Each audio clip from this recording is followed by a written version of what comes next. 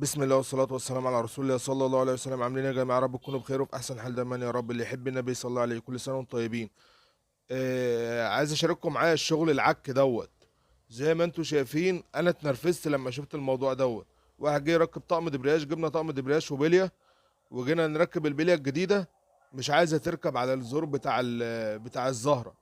البلية القديمة دي بتاعته اللي أنا لسه مركبها.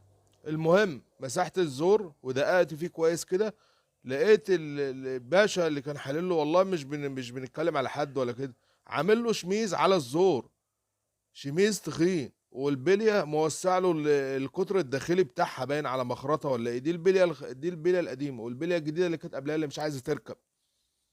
قلت له طب طالما حد عايز يعمل لك شميز او البليه مكانها متاكل، نعمل شميز، نصفي الالومنيا شويه ونحط عليها الشميز ونصفيه لحد ما نرجع لمكان اللي